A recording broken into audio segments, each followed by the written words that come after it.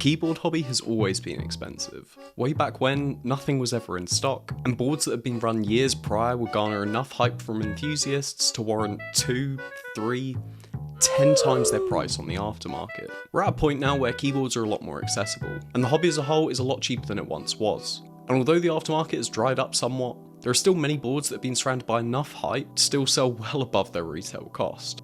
Like the Kohaku. But why is this? To do this, I want to explore the history of Singa, why the Kohaku is regarded as an endgame to many in the space, and why this idea of preference can be influenced by a number of different factors.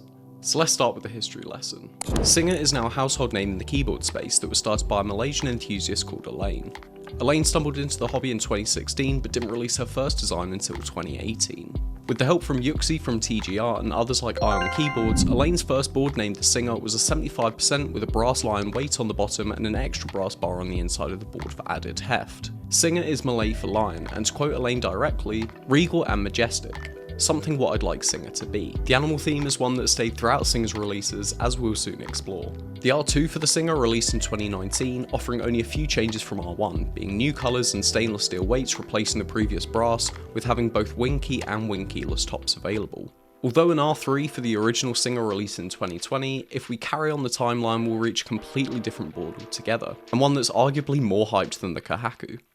And that's the Unicorn. In collaboration with TGR, the Unicorn presents a small form factor 60% chassis with an O-ring mounting style that was adopted from the OTD 356 Mini. The design of the board's relatively simplistic, with the Unicorn text engraving and engraved bottom weight. The simplistic design and the open source nature of the back and echo files have meant that the design of the Unicorn has made its way into a number of one-off commission designs over the years. I've covered the controversy surrounding the back and echo in a previous video, so if you'd like to learn a little more about it, I'll link it at the end for you. The first run of the Unicorn itself opened for group buy in December of 2018, but it's interesting to know that the manufacturer chosen for the initial run decided to steal Elaine's files, trying to produce unlicensed copies of the board without both Singa and TGR's consent. Therefore, a second round prior to the 2.1 and 2.2 release of the past few years was really only to fulfill boards for the original group buy entrants who were affected by the problems with the manufacturer. Aside from the move from micro USB to USB-C, along with a number of different colorways, runs of the board up until even last year didn't really change in design at all. And with the board still reselling for 4 figures on the aftermarket, it just goes to show how iconic and desired this board is to some enthusiasts within the hobby. From here, the boards continue to decrease in size, still continuing with the animal theme all the way down to a macro pad. The Ocelot was an 8-key macro pad that released in 2019, featuring a brass bottom with a beautiful engraving and was available in a number of different colours. R2 ran in November of 2021, offering new anno colours and the inclusion of a polycarbonate version. Now if we go almost all the way to the opposite end of the size spectrum, we have the Jaguar, Singa's attempt at a TKL form factor. Now the Jaguar featured far more subtle branding than seen on previous boards, with the animal head engraving being featured on the inside of the board this time. I really like the shape of the weight, and it's interesting to see the text above the arrow cluster that was on early prototype versions. The design returned in 2022 through Monike, similar to how the TGR 910s and Jane were rerun, but this time the board featured a small engraving above the arrow cluster, some new colourways and a lovely grill style weight to finish off the board. Talking of Monike, prior to the Jaguar version 2, Elaine was part of the Monike and Friends series back in 2021. A project by Monike in collaboration with 5 great designers showing their take on Monike's design language, and through this, the Neko was born. This 45-ish% keyboard with HHKB bottom row sports an adorable cat weight on the bottom. I love the words used by Monike on this project to sum up Elaine and Singa. Singa showcases a playful yet subtle take on custom mechanical keyboards, and she is frequently pushed against the envelope of keyboard design. This really reflects how I've been feeling while compiling all the images for this video. Subtle yet playful designs, nothing crazy or inherently out there, but just good custom keyboards. The artwork that went along with the release was great, featuring Elaine's obsessions with both video games and koi fish, which is a great segue into the Kohaku. Now the Kohaku was first released in 2021, and as of present day has had a number of colorways across multiple rounds and even a polycarbonate version released most recently, with an in-stock drop on the horizon. Rather than talking about the features, let's break down the board I have in front of me. Now, the Kohaku is a 65% gasket mount board. It features this large brass weight on the bottom, detailing the koi fish through the aluminium chassis, which slots between the weight to create this intricate look.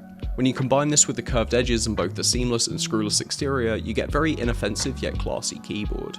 The leaf spring gasket mounted plate provides a typing feel that isn't too firm yet not too bouncy, and the details of the koi fish can even be seen on the PCB. Lovely feature that. So now that we've had a closer look, why does this board rack up such a premium on the aftermarket? Well, a number of factors will influence this. It's a clean, subtle design with an arguably iconic weight at this point. It has a great build quality and finish, and a fantastic sound signature. Let's have a listen.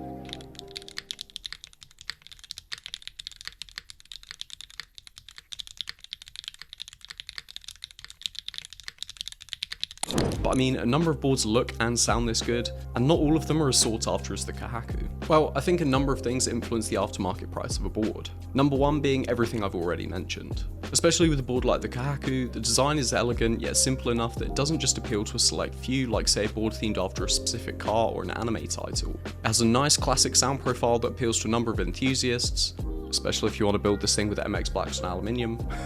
Nothing over the top, just clean, good acoustics. Number two is hype, which I think is the result of a number of factors. The Kohaku in particular, like all of Elaine's releases, is done through raffle sales, small runs to ensure fantastic QC and easy fulfillment. But this does mean that many people after the designs miss out.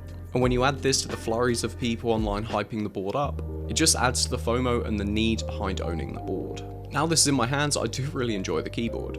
But if I didn't see all the hype around it online prior to picking it up, I probably wouldn't have been anywhere near as excited to type on it. As this hobby is one driven by the enthusiasts themselves, it makes sense that hype around designers who give back to the community is more common. As Elaine's designs are coming from the eye of an enthusiast, it means that all of her past releases have outstanding finishes, fantastic QC that, as far as I'm aware, is done by her by hand. And there's been a number of cases in the past where she'll fix problems people have with their boards after the fulfillment of them. I'm looking at Andy here on the E-Yellow Unicorn.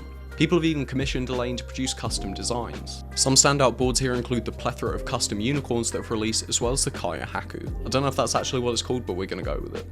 I love that this even had a custom PCB for the board as well. All these little touches to make completely custom boards, completely custom. Quantity in general for each release, as well as the frequency of colours for each silhouette, seems to be increasing, meaning hopefully those who want to get their hands on a single board in the future, it should be easier.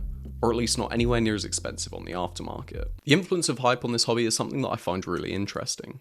As much as everyone shouts preference from the rooftops, unless you're in the financial position to try a number of different keyboards yourself, or you can go to enough keyboard meetups to try everything under the sun, one of the key ways that people will get their preferences is by talking to people online, who talk about similar things and like similar things. The hobby goes through trends, foam and thock back to MX Blacks on aluminium, and certain builds and boards themselves are also part of trends. People's endgames based on the hype and praise they gain online, or even hype based on the impact a certain board has had on this hobby. Hell, I sure don't want a Jane V2 because I think it's the best sounding board or looks better than any other custom out there, but more so because of the impact it's had on the customs of today's era.